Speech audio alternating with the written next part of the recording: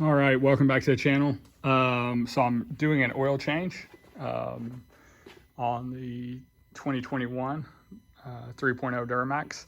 I just want to show you a couple things. I'm at, I believe, let's look, mileage wise, I'm at almost 17,000 miles. So 16,946. I'm at 24% oil.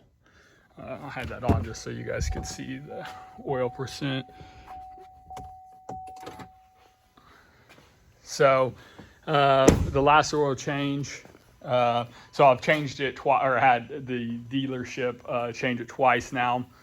One was the free oil change. If you haven't seen my video on that, they of course used the wrong oil the first time. And then when I was traveling, I had it changed again. This place in Michigan, that was 11,200 something miles. So about 5,700 miles, 24%. I'll show you the oil, the filter, then discuss a little bit on what I added to it, I guess. Here's your oil. Make sure, whether you change it yourself or you have a shop change it, make sure they use the right oil. It has to meet, it doesn't have to say Dexos D on it, but it has to at least meet those specs. There's only two that are necessarily, I guess, listed as meeting it, but there may be more out there. You have to do your own research on that. But here's your filter, PF66. The cheapest place I've found to buy this stuff, if you don't know, right now there's a back order and a major supply issue with getting filters, especially these PF66. Rock Auto is where I bought the oil from. The filters, luckily I found two of them locally, one from a dealership and one from a parts supply store. So anyways, GM has released, I believe, a list of equivalent filters that you could use for right now that'll still meet the warranty, I guess. But as of this morning, Rock Auto had the filters in stock and the oil. It's pretty cheap. I think the filter is like maybe $4.50. This morning it was actually a little cheaper. It's kind of interesting. It seems Rock Auto raises the prices as stuff moves, or their supply goes down or something. But this is about $4 to $4.50 on Rock Auto, and I think the oil was maybe $5.50. So of course you're gonna need 7 quarts. So when I ordered the oil in, and I'll talk about just here in a minute, but I went ahead and ordered enough for 2 oil changes, so 14 quarts. And then I added 2 more quarts. So I ordered a total of 16 quarts. And the reason I did that is because you guys need to keep an eye on your oil. Luckily mine doesn't burn that much oil, but there are some that are burning a little bit of oil. Mine was probably about 3/4 of a quart. If I would let it just continue to go down, it was about 3/4 of a quart low. It was still on the dipstick, of course, but once they say it's at the bottom of the hash, that is 1 quart low. That's within specs for driving, about 5,700 miles, 24% on the oil. That's within reason. Tools you need if you're going to do this yourself: 15 millimeter wrench. I bought this filter socket, basically. It's a 74 millimeter 14 flute. Worked perfect. I think it was, I don't know, $8, $7 on Amazon. I'll leave a link for that. Of course, you'll need a ratchet with an extension. As you can see, old factory drain plug right here. So I did go in with one of these, I believe it's Fumoto drain valves. Never in my life have I used one. Not sure how well they work. A lot of great reviews. There's a lot of people who say, they've had them on all their vehicles and never had any issues. I'm going to try it out. We'll see. Here's the part number you need. Again, I'll leave a link for everything. Well, I say everything, not the tools, but the oil filter socket or wrench, whatever they want to call that one. Your oil, your filter, then the plug if you want to change this out.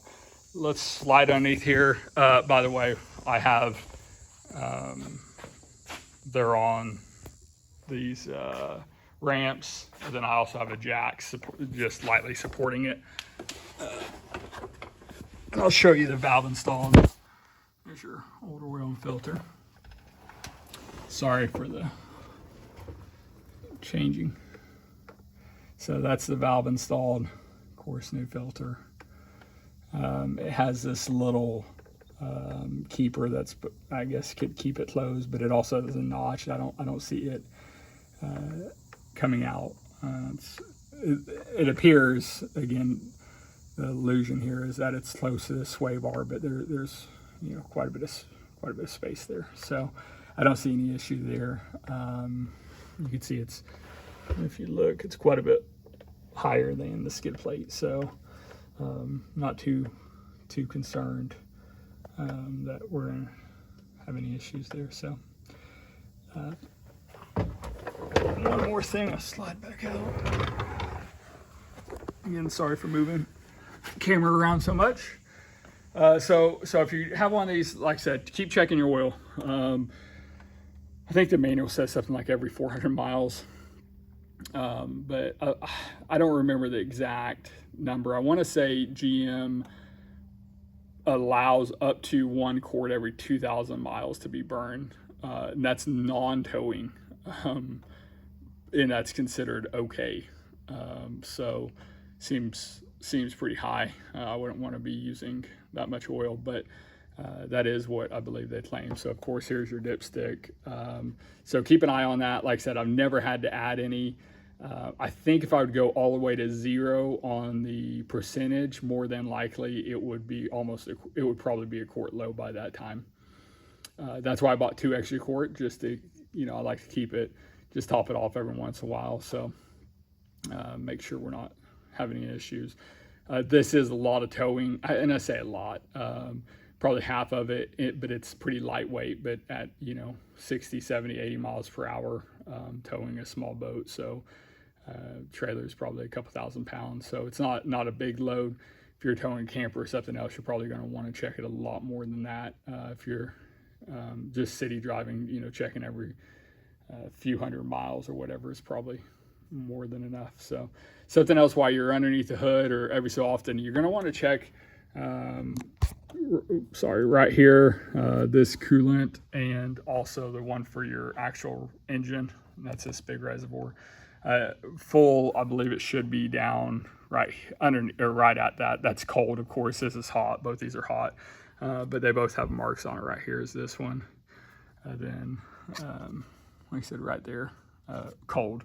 I have had to add just a little bit, not much, and I think that has to do with just vapor.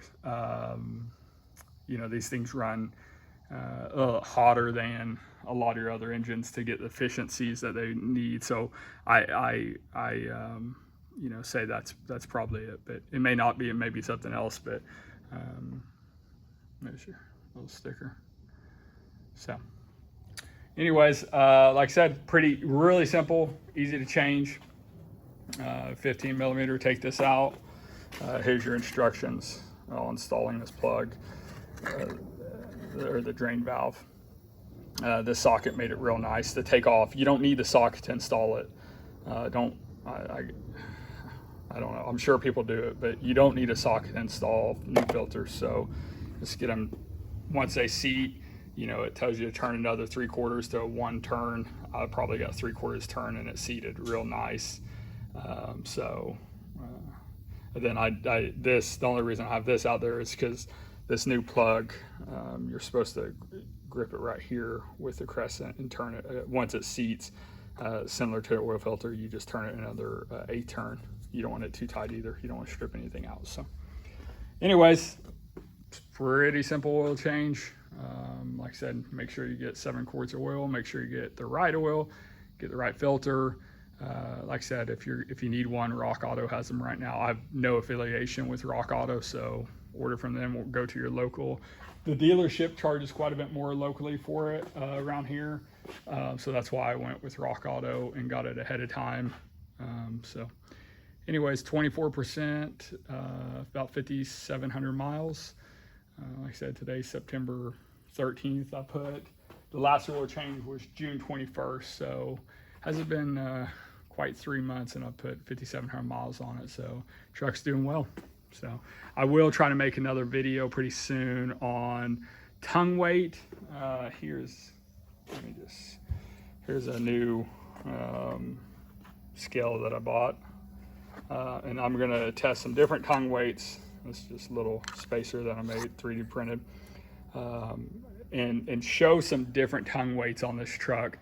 If you read online, you're going to read a lot of junk about they have weak springs and da-da-da about springs and all this stuff. And it's sort of true, but there's more to it than that. And people are putting a lot of tongue weight on there, which is not a problem. It's rated for that. But when you put tongue weight, you're going to have a lot of squat and a lot of lift in the front. And I'm going to make a video about that and just show, again, this. And I'm going to put the max load tongue weight on it, and then I'll back that tongue weight off so you guys could see how much it squats for, maybe every 100 pounds or so from 900 down. So anyways, thanks for watching. Hopefully you guys could use this, and check back for my other video.